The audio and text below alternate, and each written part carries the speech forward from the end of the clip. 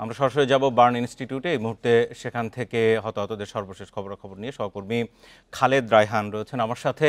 খালেদ রায়হান, গতকাল থেকেই এই ঘটনার সাথে রয়েছেন, দিয়াবাড়িতে ছিলেন, অন্য হাসপাতালে ছিলেন, এখন বার্ন ইনস্টিটিউটে। একটু জানাবেন এই মুহূর্তে সর্বশেষ নতুন কোনো খবর আছে কিনা, আর যাদের পরিচয় শনাক্ত করা যায়নি তাদের ব্যাপারে নিশ্চয়ই ডিএনএ টেস্টই তো শেষ সমাধান নাকি?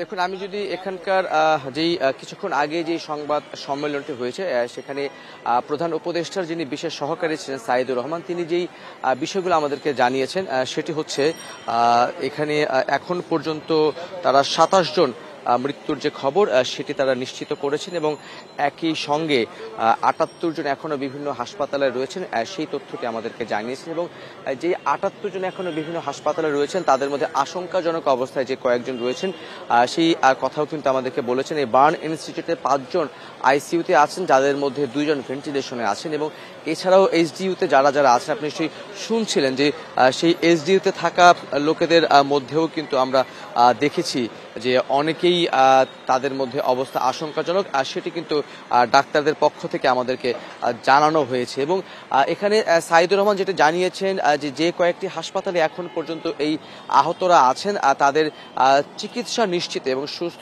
চিকিৎসা নিশ্চিতে তারা কিন্তু ইতিমধ্যেই যে সকল ছুটিরা আছেন, যারা ছুটিতে সকলকেই সেই ছুটি বাতিল করা হয়েছে, তারা এখন সবাই হাসপাতালে অবস্থান করছেন সুষ্ঠুভাবে চিকিৎসা নিশ্চিত করার জন্য। এবং একই সঙ্গে তারা সিঙ্গাপুরে যারা বার্ন নিয়ে কাজ করেন তাদের সঙ্গে কথা বলেছেন এবং বাংলাদেশের যিনি হাই কমিশনার রয়েছেন তিনিও ইতিমধ্যে সেখানে একটি বৈঠক করছেন এবং এখানে যারা রোগী আছেন তাদের সেই তালিকা নিয়ে কার অবস্থা কীরকম সেই তালিকা নিয়ে তারা সেখানে বৈঠক করছেন। তারা যদি প্রয়োজন মনে করেন তাহলে সিঙ্গাপুর থেকে বিশেষায়িত দলও কিন্তু বাংলাদেশে আসতে পারেন, সেই কথাও কিন্তু আমাদেরকে জানিয়েছেন। গতকালকে আইএসপিআর পক্ষ থেকে বলা হয়েছিল ১৭১ জন আহত অবস্থায় রয়েছেন, তার মধ্যে আজকে বিশেষ সহকারী তিনি যেটি জানিয়েছেন ৭৮ জন। যদিও গতকালকে ৮টি হাসপাতালের তথ্য দিয়েছিল আইএসপিআর, কিন্তু আজকে এখান থেকে 4টি হাসপাতালের কথা বলা হয়েছে। কিন্তু এর মধ্যে অনেকেই কিন্তু গতকালকের পরে প্রাথমিক চিকিৎসা নিয়ে চলে গেছেন বলেও যিনি রয়েছেন তিনি কিন্তু আমাদেরকে নিশ্চিত করেছেন। আরেকটি বিষয় হচ্ছে এখানে রক্ত দেওয়ার যে বিষয়টি ছিল, গতকালকে বলা হয়েছিল যে গতকালকে আর কোনো রক্ত লাগবে না, আজকে হয়তো রক্ত প্রয়োজন হতে পারে। তবে সেই ক্ষেত্রে সকাল ৮টা থেকে সকলকে লাইনে দাঁড়ানোর কথা বলা হয়েছিল, কিন্তু হাসপাতাল কর্তৃপক্ষ জানিয়েছে যে সেই অতিরিক্ত রক্ত এখন পর্যন্ত দরকার নেই। যারা হাসপাতালে এসেছেন তাদের তালিকা নিয়ে, তাদের রক্তের গ্রুপ কি, তাদের মোবাইল নাম্বার সবকিছু নিয়ে কিন্তু তাদেরকে মূলত যেতে বলা হয়েছে। যখনই রক্তের প্রয়োজন হবে সঙ্গে সঙ্গেই তাদেরকে কিন্তু সেখান থেকে রক্ত সংগ্রহ করা হবে। আপাতত রক্তের সংকট নেই, যে রক্ত আছে গতকালকে যেগুলো নেওয়া হয়েছে সেগুলো দিয়ে মোটামুটি কাজ চালানো যাবে।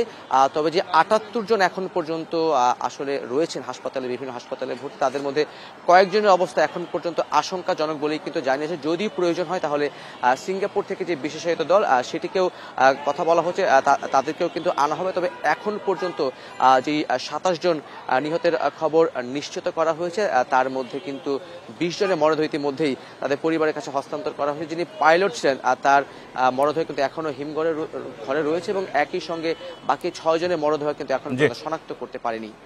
রায়হান, আপনাকে ধন্যবাদ।